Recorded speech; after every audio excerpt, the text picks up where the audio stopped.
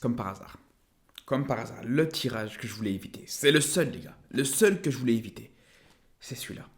C'est tomber contre le PSG. Je suis dégoûté, les gars. J'en parlais en plus hier en live. On se parlait un petit peu du tirage. On se projetait sur le tirage.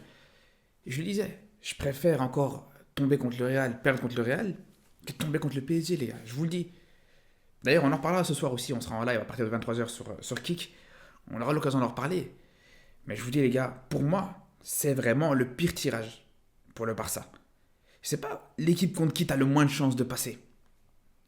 Mais c'est l'équipe contre qui, en cas de défaite, en cas de gros score, sur une défaite par exemple, l'humiliation, elle serait totale. T'aurais du mal à la digérer, c'est sûr et certain. Je préfère encore me faire taper par City. Je préfère me faire taper par le Bayern. Parce que là, tu sais que c'est des gros clubs. Tu sais que c'est des clubs qui sont confirmés en Ligue des Champions. Pareil, même pour le Real. Même si tu as cette rivalité avec le Real Madrid. Mais je préfère encore me faire taper par le Real dans ces quarts de finale que par le PSG, les gars.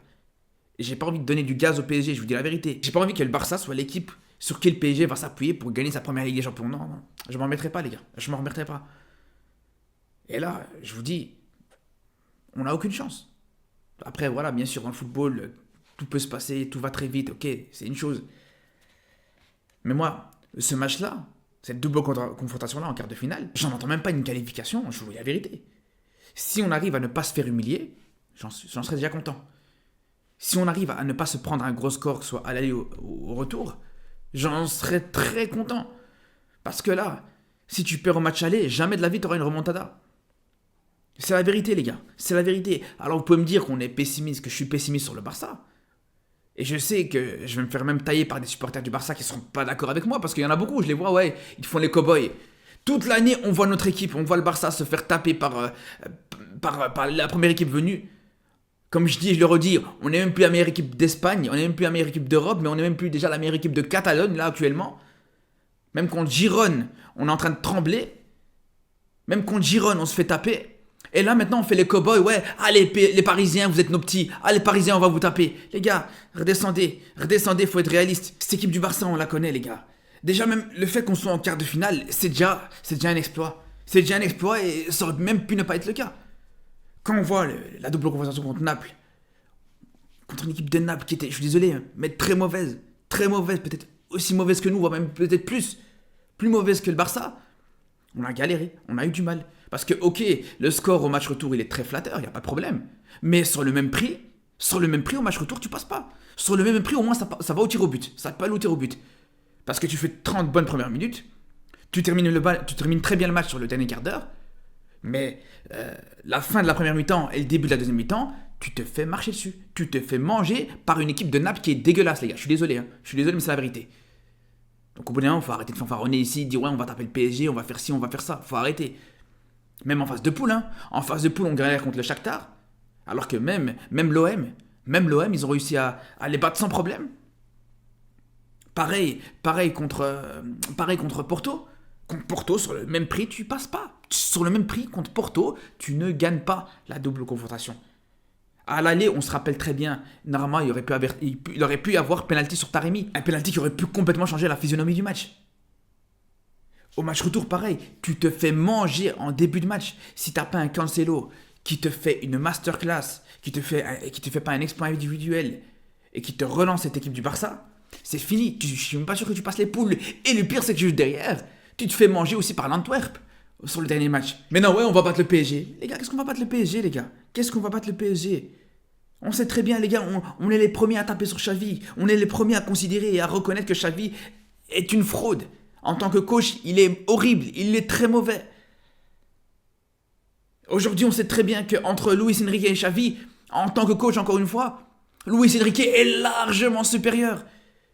Xavi va se faire bouffer tactiquement sur ce match. Il se fait déjà bouffer par le premier venu. Vous croyez vraiment que là, Luis Enrique va lui faire des cadeaux? Luis Enrique qui connaît très bien le club en plus de ça, qui connaît très bien cette équipe du Barça. Vous pensez vraiment bien que vous pensez que ça va bien se passer? Si on se fait pas humilier, je vous dis les gars, on peut être content. Parce que le pire dans tout ça, les gars, quand on y réfléchit bien, c'est qu'on s'est déjà pris une humiliation cette saison par le Real Madrid. Donc le pire, là, maintenant, je suis en train de me dire, sur une même saison, tu pourrais te faire humilier par le Real et par le PSG. Vous imaginez ou pas, les gars? C'est là où c'est, pour moi, c'est là où c'est le pire. C'est là où j'ai du mal à digérer ça. Digérer ça. Bref, après, on n'est pas encore mort. Mais bon, pour moi, c'est comme si c'était le cas, les gars. C'est comme si c'était le cas. Je parle déjà comme si c'était déjà fini, hein. Parce que c'est la réalité, les gars. Ce Barça, on le connaît. Ce Barça, on le connaît. Moi, je vous dis, je revois le match contre Naples. Sur les 30 premières minutes, je me dis, ah ouais, ah là, on a un Barça qui est pas mal. On a un Barça qui est surprenant. On se dit, ah peut-être là, ça va être le déclic. Peut-être là, ça va être le début de quelque chose. Quand on voit les 30 premières minutes contre Naples, c'est peut-être les meilleures 30 minutes de l'histoire de Xavi en tant que coach du Barça. Et après, regardez ce qui s'est passé. Regardez ce qui s'est passé. Parce qu'encore une fois, je vous le rappelle, le score, il est très flatteur. Tu gagnes 3-1 et tout, c'est bien beau. Mais pour le même prix, à la mi-temps, ça se finit à 2-2. On se rappelle de la tête de Di Lorenzo, juste avant la mi-temps. Heureusement que Ter Stegen, il te sort un très bel arrêt. Et pour le même prix, je vous dis, c'est 2-2 à la mi-temps, les gars. Et après, à ce moment-là, c'est autre chose. Parce que là, tu gagnes 2-0. C'est ça le pire en plus. Tu gagnais 2-0 sur ce match-là et tu n'étais même pas serein. Sur quasiment l'ensemble du match. C'est seulement sur la fin du match où, comme je vous dis, voilà, le dernier quart d'heure, c'était pas mal. Mais sinon, voilà. T'étais très proche d'une petite remontada sur une mi-temps. Hein. Même pas sur une double conversion, sur une mi-temps. Voilà. On parle quand même d'un club, les gars, et il faut quand même être réaliste. Hein. On parle d'un club, là, qui est porté par un petit gamin de 16 ans, les gars. Il mange encore des petits gervais. Quand il rentre sur le terrain, le petit Lamine Yamal, il a encore des traces de Kiri ici. Je sais même pas s'il sait faire ses lacets. Mais c'est lui qui porte ce club. C'est lui qui porte ce club. Et aujourd'hui, il y en a, ils viennent te dire, non, on va battre le PSG, les gars. Vous êtes sérieux, les gars, ou pas? Franchement, vous êtes sérieux? Parce que là, de l'autre côté, le joueur qui porte le PSG, ou un des joueurs qui porte le PSG, voilà, c'est pas n'importe qui. C'est peut-être le meilleur joueur actuellement. C'est peut-être le joueur le plus cher actuellement aussi. Même s'il va partir gratuitement, mais bon, c'est encore autre chose, ça. C'est un joueur qui t'a gagné une Coupe du Monde, qui t'a fait gagner une Coupe du Monde à son pays. Bref, voilà. C'est là la différence, les gars. Rien que ça, c'est déjà une grosse différence. Alors, après, il n'y a pas de problème. Le petit Yamal, bien sûr, on l'aime beaucoup. Mais le fait que c'est lui qui porte ton club, au bout d'un moment, remets-toi en question. Posez-vous les bonnes questions, les gars. Il est là le problème. Et j'en parlais justement dans mon débrief, justement après le match contre Naples. Il est là le problème, les gars. Yamal, très bon, il n'y a pas de souci là-dessus. Mais c'est pas lui qui doit porter ce club. C'est pas normal de voir que contre Naples, voilà. Sur le deuxième but, par exemple, c'est lui quasiment qui fait tout le travail. Mais bon, encore ça, contre Naples, c'est pas encore choquant, parce que contre Naples, il n'y a pas que lui qui était bon. On peut même pas considérer que c'était forcément lui le meilleur. Mais bon, rien que les matchs d'avant, contre Majorque, les gars. On parle de Majorque. Même là, contre Majorque, si t'as pas Yamal qui te met ce but, tu gagnes pas contre Majorque, les gars. Voilà. Mais bon, hein, tranquille. Non, on va taper le PSG. Ah non, le PSG, c'est nos petits. Donc arrêtez de fanfaronner, les gars. On risque déjà d'être ridicule sur le terrain. On risque d'être vraiment très mauvais dans cette double confrontation. Donc, soyez pas non plus ridicule aussi sur les réseaux. Soyez pas aussi ridicule aussi en vous avançant, en disant, ouais, non, on va gagner.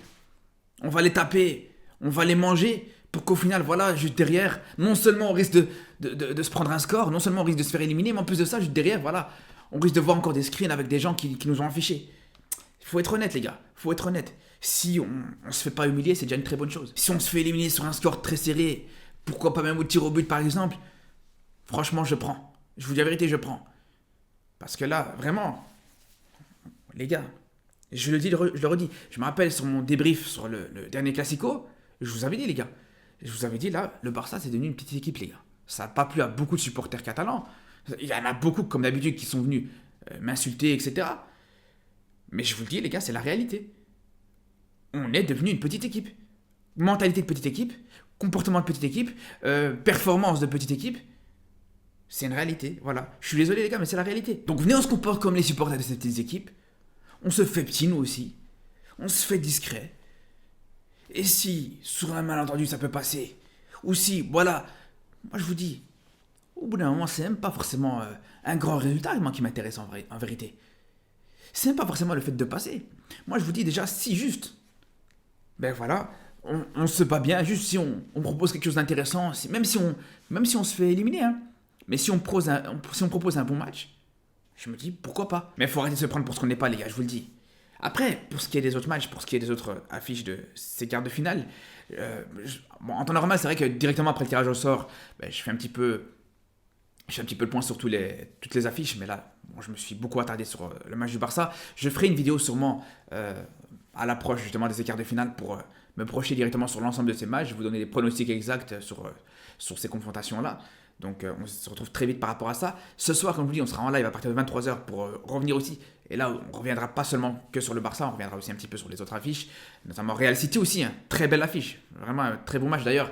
Ces clowns de l'UEFA, je sais pas pourquoi encore une fois ils t'ont mis ça en même temps que le match du Barça contre le PSG, mais bon, c'est encore un autre problème. En tout cas, on se dit à très très vite, à demain pour une nouvelle vidéo et surtout d'ici là, prenez soin de vous.